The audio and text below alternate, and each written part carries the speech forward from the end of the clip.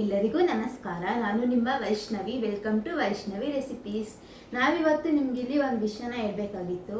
ಏನಂದರೆ ಇಷ್ಟು ದಿನ ನಾನು ವೀಕ್ಲಿ 2 ಡೇಸ್ ಯಾವಾಗಾದರೂ ವಿಡಿಯೋನ ಅಪ್ಲೋಡ್ ಮಾಡ್ತಾ ಇದ್ದೆ. ಈ ರೆಗ್ಯುಲರಾಗಿ ಅಪ್ಲೋಡ್ ಮಾಡೋಕ್ಕಾಗ್ತಾ ಇರಲಿಲ್ಲ. ಈಗ ಸ್ಯಾಟರ್ಡೆ ಅಂದರೆ ಸ್ಯಾಟರ್ಡೆ, ಸಂಡೇ ಅಂದರೆ ಸಂಡೇ, ಇಲ್ಲ ವೆನ್ಸ್ಡೇ ಅಂದರೆ ವೆನ್ಸ್ಡೇ, ಈ ರೀತಿ ಅಪ್ಲೋಡ್ ಮಾಡೋಕ್ಕಾಗ್ತಾ ಇರಲಿಲ್ಲ. ಇನ್ನು ಮುಂದೆ ಸ್ಯಾಟರ್ಡೆ ಸಂಡೇ ರೆಗ್ಯುಲರಾಗಿ ನಮ್ಮ ವಿಡಿಯೋ ಒಂದು ಲೆಂತಿ ವಿಡಿಯೋ ಅಪ್ಲೋಡ್ ಆಗುತ್ತೆ ವೀಕ್ಲಿ 2 ಡೇಸ್. ಯಾಕೆ ಅಂದರೆ ನನಗೆ ಮಗು ಇರೋದ್ರಿಂದ ಕರೆಕ್ಟಾಗಿ ಮೇಂಟೈನ್ ಮಾಡೋಕ್ಕಾಗ್ತಾ ಇರಲಿಲ್ಲ. ಇನ್ನು ಮುಂದೆ ಕರೆಕ್ಟಾಗಿ ಸ್ಯಾಟರ್ಡೆ ಮತ್ತು ಸಂಡೇ ಅಪ್ಲೋಡ್ ಮಾಡ್ತೀನಿ. ನಿಮ್ಗೇನಾದರೂ ವಿಡಿಯೋ ಇಷ್ಟ ಆದರೆ ಲೈಕ್ ಮಾಡಿ, ಶೇರ್ ಮಾಡಿ, ಕಮೆಂಟ್ ಮಾಡಿ. ಯಾರಾದರೂ ನಮ್ಮ ಚಾನಲ್ನ ಹೊಸದಾಗಿ ನೋಡ್ತಾ ಇದ್ದಾರೆ ಸಬ್ಸ್ಕ್ರೈಬ್ ಮಾಡಿ. ಯಾರಾದರೂ ಸಬ್ಸ್ಕ್ರೈಬ್ ಮಾಡದೆ ಹಾಗೆ ನೋಡ್ತಾ ಇದ್ದಾರೆ ನೀವು ಕೂಡ ಸಬ್ಸ್ಕ್ರೈಬ್ ಮಾಡಿ. ಹಾಗೆ ನಿಮ್ಮ ಫ್ಯಾಮಿಲಿ ಮತ್ತು ಫ್ರೆಂಡ್ಸ್ ಜೊತೆ ಶೇರ್ ಮಾಡಿ. ನೋಟಿಫಿಕೇಷನ್ನ ಆನ್ ಮಾಡ್ಕೊಳ್ಳೋದು ಮರಿಬೇಡಿ. ನೋಟಿಫಿಕೇಷನ್ನ ಆನ್ ಮಾಡ್ಕೊಳ್ಳೋದ್ರಿಂದ ನಾವು ವಿಡಿಯೋ ಅಪ್ಲೋಡ್ ಮಾಡಿದ ತಕ್ಷಣ ನಿಮಗೆ ನೋಟಿಫಿಕೇಷನ್ ಬರುತ್ತೆ. ನಾವು ವಿಡಿಯೋ ಅಪ್ಲೋಡ್ ಮಾಡಿದ ತಕ್ಷಣ ನೀವು ನಮ್ಮ ವಿಡಿಯೋನ ನೋಡ್ಬೋದು. ನಿಮ್ಗಿನ್ನೂ ಯಾವ ರೆಸಿಪಿ ಬೇಕು ಅಂತ ಕಮೆಂಟ್ ಮಾಡಿ ಕೇಳಿ. ಇವತ್ತು ನಾವು ನಿಮ್ಗಿಲ್ಲಿ ತೋರಿಸ್ತಾ ಇರೋವಂಥ ರೆಸಿಪಿ ಏನಂದರೆ ಆಲೂಗೆಡ್ಡೆ ಪಲ್ಯ. ಈ ಆಲೂಗೆಡ್ಡೆ ಪಲ್ಯ ದೋಸೆಗಂತೂ ತುಂಬಾ ಚೆನ್ನಾಗಿರುತ್ತೆ. ಮಸಾಲೆ ದೋಸೆಗೆಲ್ಲ ಮತ್ತು ಸೆಟ್ ದೋಸೆ ಮಾಡ್ಕೊಬೋದು. ನಿಮ್ಮ ಮನೆಯಲ್ಲಿ ಅಕ್ಕಿ ನೆನೆಸ್ಬಿಟ್ಟು ರುಬ್ಬಿ ಮಾಡ್ತಿರಲ್ಲ ದೋಸೆ, ಅದಕ್ಕೆ ತುಂಬಾ ಚೆನ್ನಾಗಿರುತ್ತೆ. ಕೆಲವರು ಚಪಾತಿಗೂ ಕೂಡ ತಿಂತಾರೆ. ಈ ಆಲೂಗೆಡ್ಡೆ ಪಲ್ಯ ಮತ್ತು ಚಟ್ನಿ ಇದ್ದರೆ ದೋಸೆ ತುಂಬಾ ಚೆನ್ನಾಗಿರುತ್ತೆ. 2 ದೋಸೆ ತಿನ್ನೋರು 3 ದೋಸೆ ಕೂಡ ತಿಂತಾರೆ, ಅಷ್ಟು ಚೆನ್ನಾಗಿರುತ್ತೆ. ಈಗ ಈ ಆಲೂಗೆಡ್ಡೆ ಪಲ್ಯನ ಹೇಗೆ ಮಾಡೋದು ಅಂತ ನೋಡೋಣ ಬನ್ನಿ. ಅರ್ಧ ಕೆ ಜಿಗಿಂತ ಸ್ವಲ್ಪ ಜಾಸ್ತಿ ಇದೆ ಆಲೂಗೆಡ್ಡೆ. ಒಂದು 3/4 ಕೆ ಜಿ ಆಗೋಷ್ಟು ಆಲೂಗೆಡ್ಡೆ ತೊಗೊಂಡಿದ್ದೀವಿ. 2 ದೊಡ್ಡ ಸೈಜ್ ಇದೆ ನೋಡಿ. ಈ ಥರ ಮೀಡಿಯಮ್ ಸೈಜಲ್ಲಿ ಹಚ್ಚಿಟ್ಕೊಬೇಕು. ಆಲೂಗೆಡ್ಡೆ ಎಲ್ಲನೂ ದೊಡ್ಡ ಸೈಜೇ ಇದ್ದಿದ್ರೆ ಸ್ವಲ್ಪ ದೊಡ್ಡದಾಗಿ ಹಚ್ಬೋದಿತ್ತು. ಚಿಕ್ಕದು ದೊಡ್ಡದು ಇರೋದ್ರಿಂದ ಎಲ್ಲ ಸ್ವಲ್ಪ ಒಂದೇ ಸೈಜ್ ಬರೋ ರೀತಿ ಹಚ್ಚಿದ್ರೆ ನೋಡಿ. ಸ್ವಲ್ಪ ಚಿಕ್ಕದಾಗೆ ಹಚ್ಚಿದ್ದೀವಿ. ಚಿಕ್ಕದಾಗಿ ಹಚ್ಚಿರೋದ್ರಿಂದ 1 ವಿಜಿಲ್ಗೆ ಬೇಗ ಬೆಂದ್ಬಿಡುತ್ತೆ ಆಲೂಗೆಡ್ಡೆ. ನಾವು ದೊಡ್ಡದಾಗಿ ಹಚ್ಚಿದ್ರೆ ಸ್ವಲ್ಪ ಟೈಮ್ ತೊಗೊಳುತ್ತೆ ಬೇಯೋದಕ್ಕೆ. ಇದು ಸ್ವಲ್ಪ ಚಿಕ್ಕದಾಗಿತ್ತಲ್ಲ ಆಲೂಗೆಡ್ಡೆ, ಚಿಕ್ಕದು ದೊಡ್ಡದು ಎಲ್ಲನೂ ಮಿಕ್ಸ್ ಇರೋದಕ್ಕೆ ಸ್ವಲ್ಪ ಚಿಕ್ಕದಾಗೇ ಹಚ್ಚಿದ್ದೀವಿ ಆಲೂಗೆಡ್ಡೆನ ಹೆಚ್ಚಾದಮೇಲೆ ನೀರಲ್ಲಿ ಹಾಕ್ಬಿಟ್ಟು ಚೆನ್ನಾಗಿ ವಾಶ್ ಮಾಡಬೇಕು. ಯಾಕಂದರೆ ಮಣ್ಣಿರುತ್ತೆ ಅದಕ್ಕೆ. ಈ ಆಲೂಗೆಡ್ಡೆಯಲ್ಲಿ ಏನೂ ಅಷ್ಟು ಮಣ್ಣಿರಲಿಲ್ಲ, ಅದಕ್ಕೋಸ್ಕರ ಹಚ್ಬಿಟ್ಟೆ ತೊಳಿತಾ ಇದ್ದೀವಿ. ನೀವು ತೊಗೊಂಡಿರೋ ಆಲೂಗೆಡ್ಡೆಯಲ್ಲಿ ಏನಾದ್ರು ಜಾಸ್ತಿ ಮಣ್ಣಿದ್ರೆ ಒಂದು ಸರಿ ನೀರಲ್ಲಿ ಹಾಕಿ ಒಂದು 2-3 ಸರಿ ವಾಶ್ ಮಾಡಿ ಆಮೇಲೆ ಹಚ್ಚಿದ್ಮೇಲೆ ಒಂದು ಸರಿ ವಾಶ್ ಮಾಡಿದ್ರೆ ಚೆನ್ನಾಗಿರುತ್ತೆ. ಇಲ್ಲಾಂದರೆ ಮಣ್ಣೆಲ್ಲ ಬಾಯಿಗೆ ಸಿಗುತ್ತೆ. ನೋಡಿ, ಈಗ ಹಚ್ಚಿಟ್ಕೊಂಡಿರೋಂಥ ಆಲೂಗೆಡ್ಡೆನ ಒಂದು ಕುಕ್ಕರ್ಗೆ ಹಾಕಿ 1 ವಿಜಿಲ್ ಕೂಗಿಸ್ಕೊತಾ ಇದ್ದೀವಿ ಅಷ್ಟೇ. ನಾವು ಚಿಕ್ಕದಾಗಿ ಹಚ್ಚಿರೋದ್ರಿಂದ 1 ವಿಜಿಲ್ಗೆ ಬೆಂದ್ಬಿಡುತ್ತೆ. ನಾವೇನಾದ್ರು ದೊಡ್ಡದಾಗಿ ಹಚ್ಚಿದ್ರೆ ಸ್ವಲ್ಪ 2 ವಿಜಿಲ್ 3 ವಿಜಿಲ್ ಬೇಕಾಗುತ್ತೆ. ದೊಡ್ಡ ಆಲೂಗೆಡ್ಡೆ ದೊಡ್ಡದಾಗಿ ಹಚ್ಬೋದು. ಎಲ್ಲ ಸ್ವಲ್ಪ ಒಂದೇ ಸೈಜಲ್ಲಿ ಹಚ್ಚಿದ್ರೆ ಎಲ್ಲ ಒಂದೇ ಥರ ಬೇಯುತ್ತೆ. ಇಲ್ಲಾಂದರೆ ಚಿಕ್ಕದಾಗಿರೋದು ಎಲ್ಲ ಚೆನ್ನಾಗಿ ಬೆಂದ್ಬಿಟ್ಟು ಎಲ್ಲ ಪಾಯಸ ಆಗೋಗ್ಬಿಡುತ್ತೆ. ದೊಡ್ಡದಾಗಿರೋದು ಗಟ್ಟಿ ಇರುತ್ತೆ, ಆ ಥರ ಆಗುತ್ತೆ. ಅದಕ್ಕೋಸ್ಕರ ಎಲ್ಲ ಒಂದೇ ಸೈಜ್ಗೆ ಹಚ್ಕೊಳ್ಳಿ. ನೋಡಿ, ಈಗ ಕುಕ್ಕರ್ ಲಿಡ್ನ ಕ್ಲೋಸ್ ಮಾಡಿ 1 ವಿಜಿಲ್ ಹಾಕ್ಸ್ಕೊಳ್ಳೋಣ. ಈ ಆಲೂಗೆಡ್ಡೆ ಬೇಯೋ ಅಷ್ಟರಲ್ಲಿ ಪಲ್ಯಕ್ಕೆ ಬೇಕಾಗಿರೋಂಥ ಈರುಳ್ಳಿನ ಕಟ್ ಮಾಡ್ಕೊಂಡ್ಬಿಡೋಣ. ಈರುಳ್ಳಿ ನೋಡಿ ಮೀಡಿಯಮ್ ಸೈಜ್ ತೊಗೊಂಡಿದ್ದೀವಿ. ಒಂದು 5ರಿಂದ 6 ಈರುಳ್ಳಿ ತೊಗೊಂಡಿದ್ದೀವಿ. ಇದೇನು ಸ್ವಲ್ಪ ಚಿಕ್ಕದಾಗೆ ಇದೆ. ಮೀಡಿಯಮ್ ಸೈಜು ಅಂದರೆ ಮೀಡಿಯಮ್ ಸೈಜ್ಗಿಂತ ಸ್ವಲ್ಪ ಚಿಕ್ಕದಾಗೇ ಇದೆ. ದೊಡ್ಡ ಸೈಜ್ದಾದರೆ ಒಂದು 2 ತೊಗೊಂಡ್ರೆ ಸಾಕಾಗುತ್ತೆ. ನಿಮಗೆ ನೋಡಿ ಯಾವ ಥರ ಬೇಕು ಪಲ್ಯ ಅಂತ ಅಷ್ಟು ಈರುಳ್ಳಿ ಹಾಕ್ಕೊಳ್ಳಿ. ಆಲೂಗೆಡ್ಡೆ ಕಮ್ಮಿ ಇದ್ದರೆ ಈರುಳ್ಳಿ ಜಾಸ್ತಿ ಹಾಕಿದ್ರೂ ಪಲ್ಯ ಚೆನ್ನಾಗಿರುತ್ತೆ. ಬರೀ ಆಲೂಗೆಡ್ಡೆನೇ ಹಾಕಿ ಈರುಳ್ಳಿ ಕಮ್ಮಿ ಹಾಕಬೇಕು ಅಂತ ಏನಿಲ್ಲ. ಈರುಳ್ಳಿ ಜಾಸ್ತಿ ಹಾಕ್ಬಿಟ್ಟು ಬರೀ ಒಂದೇ ಒಂದು ಆಲೂಗೆಡ್ಡೆ ಇದ್ರೂ ಕೂಡ ಮಾಡ್ಕೊಬೋದು. ತುಂಬ ಚೆನ್ನಾಗಿರುತ್ತೆ ಆಲೂಗೆಡ್ಡೆ ಪಲ್ಯ. ಅದು ಕೆಲವೊಂದು ಚಿಕ್ಕ ಹೋಟೆಲ್ಗಳಲ್ಲೆಲ್ಲ ಈರುಳ್ಳಿ ರೇಟ್ ಕಮ್ಮಿ ಇದ್ದಾಗ ಅದೇ ಥರನೇ ಮಾಡ್ತಾರೆ ಪಲ್ಯ. ಈರುಳ್ಳಿ ಜಾಸ್ತಿ ಹಾಕಿ ಆಲೂಗೆಡ್ಡೆ ಸ್ವಲ್ಪ ಹಾಕಿರ್ತಾರೆ, ಈರುಳ್ಳಿ ಪಲ್ಯ ಅಂತ ಹೇಳ್ತಾರೆ ಅದನ್ನು. ಮಸಾಲೆ ದೋಸೆಗೆಲ್ಲ ಅದೇ ಪಲ್ಯನ ಇಟ್ಟಿರ್ತಾರೆ, ತುಂಬಾ ಚೆನ್ನಾಗಿರುತ್ತೆ. ನೋಡಿ, ನಾವಿಲ್ಲಿ ಈರುಳ್ಳಿನ ತುಂಬ ಉದ್ದುದ್ದನೂ ಕಟ್ ಮಾಡ್ಕೊತಿಲ್ಲ, ತುಂಬ ಚಿಕ್ಕದಾಗೂ ಕಟ್ ಮಾಡ್ತಾ ಇಲ್ಲ. ಈ ರೀತಿ ಮಧ್ಯಕ್ಕೆ ಹಚ್ಬಿಟ್ಟು ಸುಮ್ಮನೆ ಈ ಥರ ಕಟ್ ಮಾಡ್ತಾ ಇದ್ದೀವಿ. ನಿಮಗೆ ಚಿಕ್ಕದಾಗಿ ಬೇಕು ಅಂದರೆ ಚಿಕ್ಕದಾಗಿ ಕಟ್ ಮಾಡ್ಕೊಳ್ಳಿ. ಉದ್ದುದ್ದ ಇಷ್ಟಪಡೋಂಗಿದ್ರೆ ಉದ್ದುದ್ದ ಕಟ್ ಮಾಡ್ಕೊಳ್ಳಿ. ಚಿಕ್ಕದಾಗಿ ಕಟ್ ಮಾಡಿ ಹಾಕಿದ್ರೆ ಏನಷ್ಟು ಚೆನ್ನಾಗಿರಲ್ಲ, ಉದ್ದುದ್ದ ಹಾಕಿದ್ರೂ ಚೆನ್ನಾಗಿರುತ್ತೆ.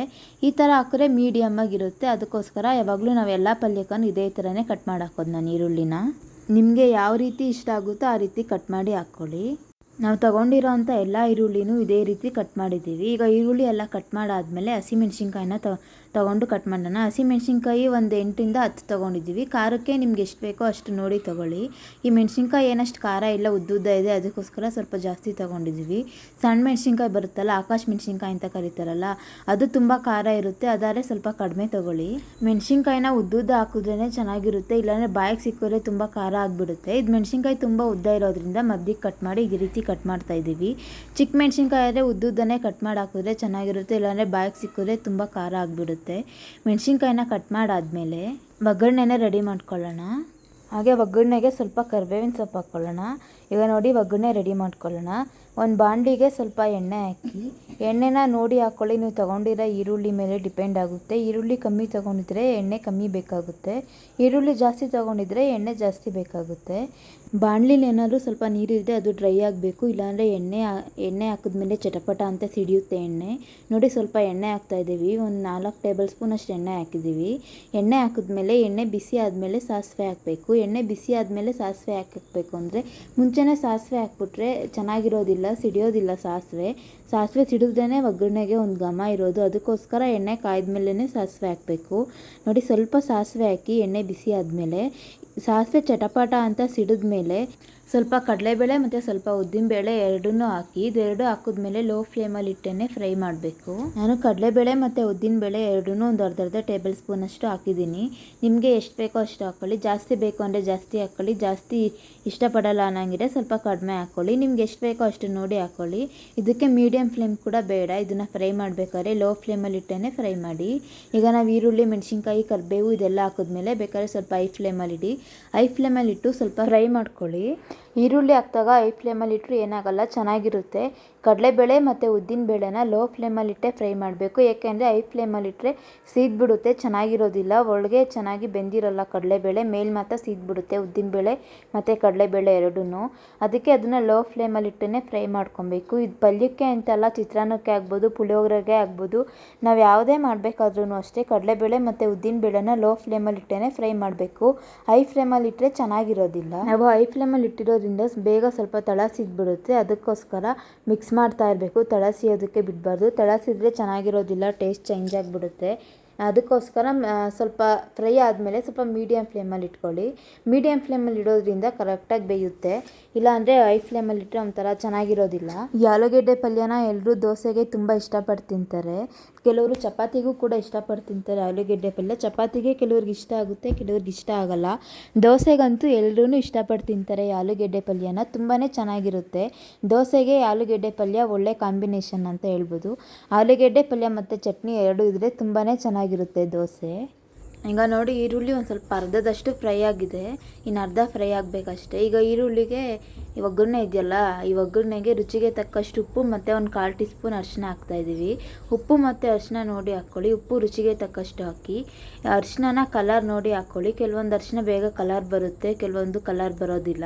ನಮ್ಮ ಮನೆಯಲ್ಲೇ ಅರಿಶಿನ ಬೊಟ್ಟು ಪುಡಿ ಮಾಡಿರೋದಾದರೆ ಅದು ಸ್ವಲ್ಪ ಬೇಗ ಕಲರ್ ಬರೋದಿಲ್ಲ, ಆದರೆ ಸ್ವಲ್ಪ ಜಾಸ್ತಿ ಹಾಕಿ.